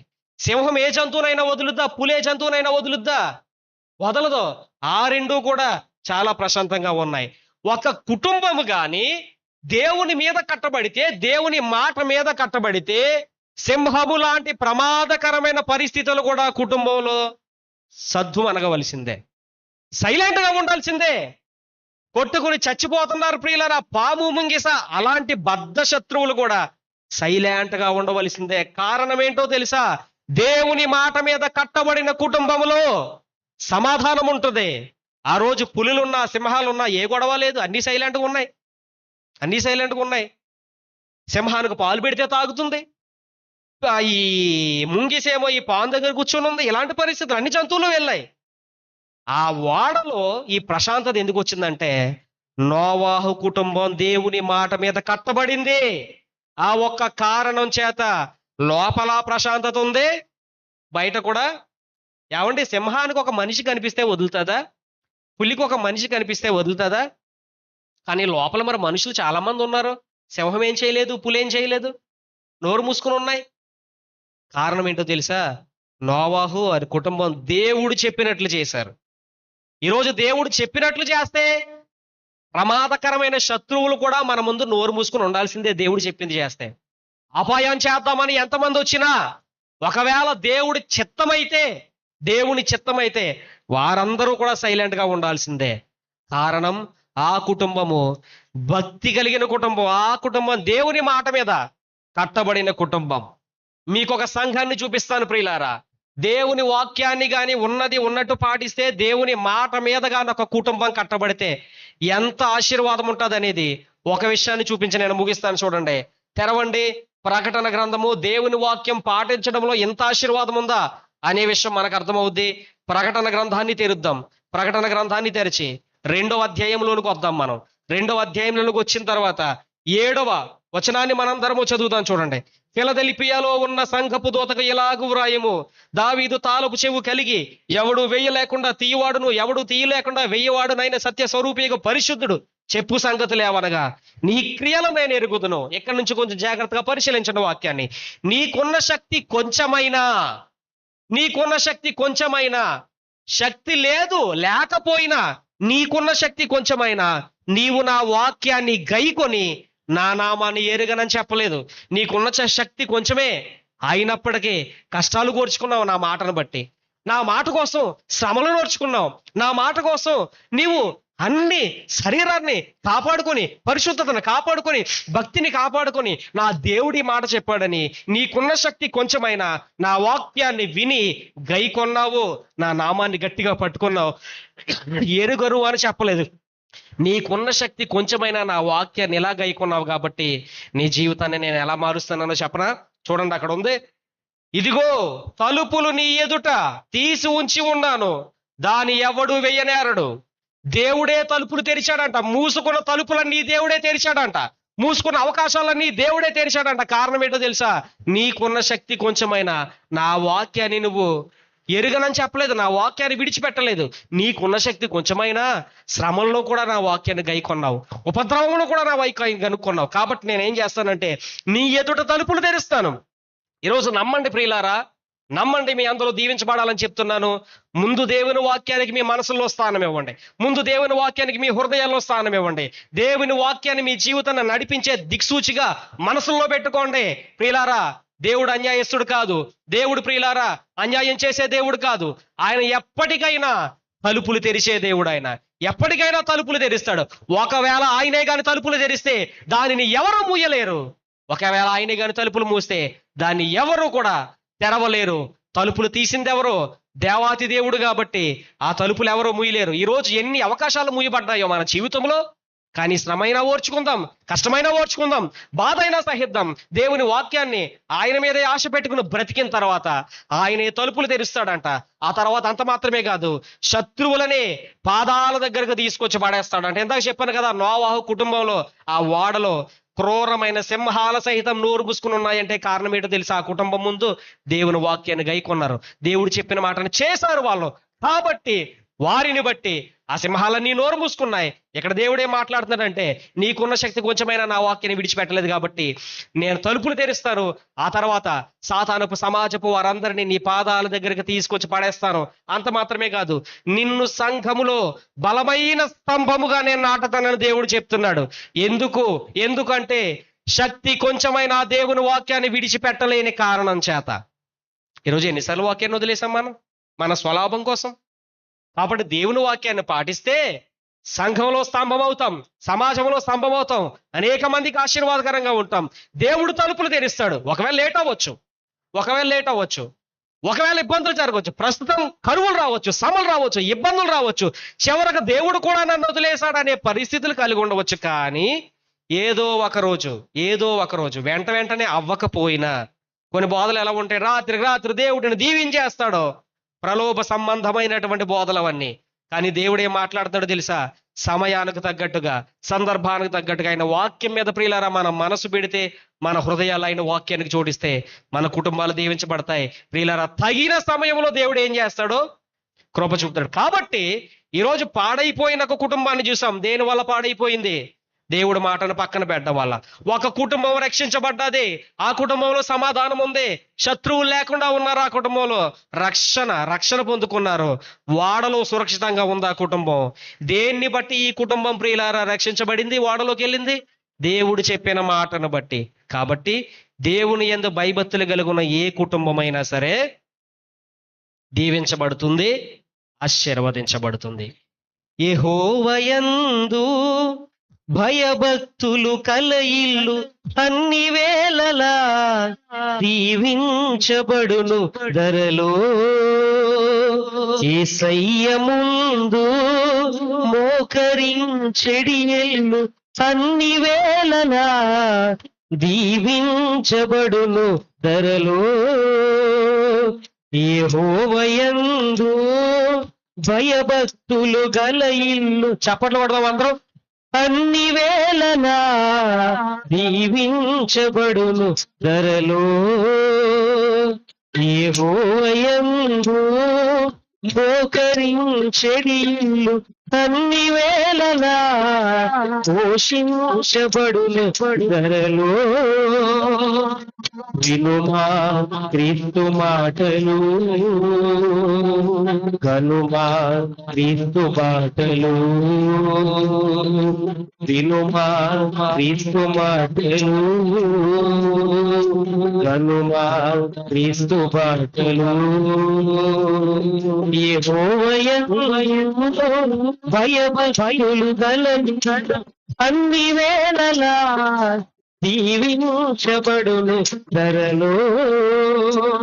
యేసయ్య ముందు మోకరించెడి ఇల్లు అన్ని వేళలా పోషించబడును ధరలో. చప్పట్లు గట్టిగా కొడదాం. ఇంటిలోన ఉన్న ఆ ఇల్లాలే ఫలించెడి ద్రాక్షవల్లిగా మారును. ఇంటి యందు ఉన్న ఆ యజమాని దీవెనగా మారును ఏతి కష్టము. ఇంటిలోన ఉన్న ఆ ఇల్లాలే ఫలించెడి ద్రాక్షవల్లిగా మారును. ఇంటి యందు ఉన్న ఆ యజమాని దీవెనగా మారును ఏతి కష్టము. మేలులు జరుగును, చప్పలు కొడదాం. మేలులు జరుగును, మేలులు జరుగును ఆ ఇంటిలో. మేలులు జరుగును, మేలులు జరుగును, మేలులు జరుగును ఆ ఇంటిలో. యెహోవాయందు భయభక్తులు గల ఇల్లు అన్ని వేళలా దీవించబడును ధరలో. యేసయ్య ముందు మోకరించెడి ఇల్లు అన్ని వేళలా పోషించబడును ధరలో. ఇంటిలోన ఉన్న ఆ బిడ్డలే ఒంటివ మొక్కలై వర్ధిల్లెదరు. దూరమైపోయిన రక్తబంధమే క్రీస్తునందు ప్రేమ బంధమై వచ్చెదరు. ఇంటిలోన ఉన్న ఆ బిడ్డలే ఒలివ మొక్కలై వర్ధిల్లెదరు. దూరమైపోయిన రక్తబంధమే క్రీస్తునందు ప్రేమ బంధమై వచ్చెదరు. దీవెన కలుగును, తప్పలు కొడదాం. దీవెన కలుగును, దీవెన కలుగును ఆ ఇంటిలో. దీవెన కలుగును, దీవెన కలుగును, దీవెన కలుగును ఆ ఇంటిలో. యెహోవాయందు భయభక్తులు గల ఇల్లు అన్ని వేళలా దీవించబడును ధరలో. యేసయ్య ముందు మోకరించెడి ఇల్లు అన్ని వేళలా పోషించబడును ధరలో వినుమా క్రీస్తు మాటలు, గనుమా క్రీస్తు మాటలు, వినుమా క్రీస్తు మాటలు, గనుమా క్రీస్తు మాటలు. హల్లెలూయా, హల్లెలూయా. కాబట్టి పాడైపోయే కుటుంబంగా ఉందామా, దీవించబడే కుటుంబంగా ఉందామా, పరీక్షించుకోవలసిన సమయం. ప్రార్థన చేసుకుందాం అందరం. మోకరించి కొద్ది నిమిషాలు, కనీసం ఒక 2 నిమిషాలైనా ప్రార్థన చేద్దాం. ఈరోజు నోవాహు వలె ఆ ఒక్కరిగా మారతావా? మన కుటుంబం రక్షించబడ్డానికి నోవాహు వలె ముందడుగు వేద్దామా, లేదా యెరోబాము కుటుంబం వలె కుటుంబాన్ని పాడు చేసుకునే వ్యక్తిగా మారిపోదామా? ఏం చేద్దాం ప్రియులారా? పరీక్షించుకోవలసిన సమయం, పరీక్షించుకోవలసిన సమయం. యెరోబాము వలె కుటుంబాన్ని తప్పుడు త్రోవలో నడిపించుకుందామా? మన కుటుంబాన్ని నాశనం చేసుకుందామా? లేదు, నోవాహు వలె మన కుటుంబం రక్షించుకోవడానికి మనమే ఒక ముందడుగు వేద్దామా? సండే స్కూల్కి వచ్చినటువంటి ఒక పిల్లవాడు తన కుటుంబాన్ని రక్షించుకున్నాడు ప్రియులారా. సండే స్కూల్కి వచ్చిన ఒక పిల్లవాడిని బట్టి తన తండ్రి, తన తల్లి, తన అక్క వాళ్ళందరూ దీవించబడ్డారు. ఈరోజు అదే ఒక్క వ్యక్తిగా ఎందుకు మనం మార్చబడకూడదు? రాబోతుంది ఉగ్రత, రాబోతుంది ప్రచండమైన ఉగ్రత. తప్పించబడాలి. ఒకవేళ ప్రియులారా మన కళ్ళ ముందే మన పిల్లలు కాలిపోతుంటే నిత్యాగ్ని గుండంలో, మన కళ్ళ ముందే ప్రియులారా మన ఇంటిలో మన భర్త లేకపోతే మన భార్య, మన బంధువులు కాలిపోతుంటే, మన తల్లిదండ్రులు కాలిపోతుంటే చూసి తట్టుకోగలమా? దేవుణ్ణి అడుగుదాం, ప్రభువా నన్ను ఆశీర్వాదంగా మార్చండి, ముందు నాలో మార్పును మొదలు పెట్టండి ముందు. ప్రభువా నేను మార్పులే, ముందు నా మార్పుని నా కుటుంబం చూడాలి, నా మార్పుని నా పిల్లలు చూడాలి, నా మార్పుని నా భర్త చూడాలి. వీరందరూ నన్ను బట్టి తండ్రి మీ మందిరంలోనికి రావాలి. మీ మందిరంలోకి తండ్రి వారందరూ రక్షించబడిన కుటుంబంగా నా కుటుంబం దీవించబడాలి. అయ్యో నిత్యాగ్ని నరక గుండములో మన కళ్ళ ముందే మన పిల్లలు కాలిపోతుంటే, మన కళ్ళ ముందే మన భర్త కాలిపోతుంటే, మన కళ్ళ ముందే మన తల్లిదండ్రులు కాలిపోతుంటే చూసి తట్టుకోగలమా? అలాంటి భయంకరమైన ప్రదేశానికి వెళ్లకుండా ఉండాలి అంటే ఈ రోజు నోవాహులా మార్చబడవలసింది మనమే. ఈ రోజు నోవాహులా ఒక్క వ్యక్తిగా మార్పు చెందవలసింది మనమే. కాబట్టి దేవుని మాటను బట్టి మనందరం నిలబడదాం, మన హృదయాల్లో దేవుని వాక్యానికి చోటిద్దాం, దీవించబడదాం, కుటుంబాన్ని రక్షించుకుందాం. ప్రేమ కలిగిన తండ్రి, కృప కలిగిన ప్రభువా మీకు స్తోత్రాలు. అయ్యా ఈ స్థలములో మీ ప్రత్యేకమైన స్వరంతో మా అందరితో మీరే మాట్లాడారు ప్రభువా. మీరు మాట్లాడిన ప్రతి మాటను బట్టి మీకు వేలాది స్తోత్రాలు తండ్రి. ఈరోజు ఆశీర్వాదాన్ని, శాపాన్ని మా ముందే పెట్టి పరీక్షిస్తున్న దేవా, మీరు బలవంతం చేసే దేవుడు కాదు తండ్రి. మేమేది ఎంచుకుంటామో మా జీవితాలు అలా మారతాయి. ఈరోజు మేమందరము తండ్రి మా కుటుంబాన్ని రక్షించుకునే వ్యక్తులుగా మేమందరము నోవాహు వలె మార్చబడాలి. నోవాహు వలె మా మార్పును మా కుటుంబం గుర్తించాలి తండ్రి. యెరోబాము కుటుంబం వలె మా కుటుంబం అవ్వకూడదు నాయన. యెరోబాము కుటుంబం ఆ రోజు ప్రభువా సరిగ్గా యజమానుడిగా ఫెయిల్ అయిపోయాడు, భార్యగా ఆమె ఫెయిల్ అయిపోయింది, కొడుకుగా నాదాబు ఫెయిల్ అయిపోయాడు. కానీ అబియా మీకు ఇష్టంగా బ్రతకడం వల్ల తండ్రి మీ సన్నిధానానికి చేరుకున్నాడు. ఈ రోజు అలా అబియా వలె మేం మార్చబడాలి. ఈ రోజు ప్రభువా నోవాహు వలె మేం మార్చబడాలి. మా అందరి హృదయంలో మీ వాక్యానికి చోటిచ్చే విధంగా సమస్త ఆశీర్వాదాలు మీ మాట ఎందే ఉన్నాయని మేమందరము గుర్తెరిగిన వారముగా మా కుటుంబాన్ని రక్షించుకునే పాత్రలుగా, యజమానుడి చేతిలో వాడబడుతున్న పాత్రలుగా మమ్ములు వాడుకోండి, మమ్ములు మార్చండి. ఫస్ట్ నేను మారాలి, నా కుటుంబానికి నేను మారాలి, నేను ప్రభువా దిక్సూచిగా ఉండాలి. దయచేసి ఆ విధంగా నా కుటుంబాన్ని మార్చమని, నన్ను మాత్రమే కాదు ప్రభువా నీ వాక్యాన్ని విన్నటువంటి అయ్యా మీ పిల్లలందరి హృదయాలు ఈ మాటలు తండ్రి ఫలింప చేయడానికి కృప చూపండి ప్రభువా. వారి కుటుంబంతో సహా వచ్చి మీ మందిరానికి వచ్చి ప్రభువా మిమ్మల్ని స్తుతించే భాగ్యం అనుగ్రహించండి. ఎంత గొప్ప భారభరితమైనటువంటి పరిచర్యను ముందుకు నడిపిస్తున్న మా దాసులు ప్రభువా నాయన, మా ఆత్మీయ తండ్రి గారు ప్రభువా, దేవుడి వెలసినయ్య గారి కుటుంబాన్ని, వారికి ఇచ్చినటువంటి దేవ పిల్లలను, వారి సేవ పరిచర్య భారాన్నంతటిని మీరు ఆశీర్వదించండి, బలపరచండి. ఏ అవసరతలైతే ఉన్న సమస్తం మీరు ఎరిగినటువంటి దేవుడు ప్రభువా, మీరు దయచేసి కృప చూపి సహాయము దయచేయమని మీ పాద సంత ఈ ప్రార్థన పెడుతూ యేసుక్రీస్తు వారి ద్వారా అత్యంత మిక్కిలి వినయముతో అడిగి వేడుకను పొందుకుని పరలోకమందున్న తండ్రి. ఆమేన్.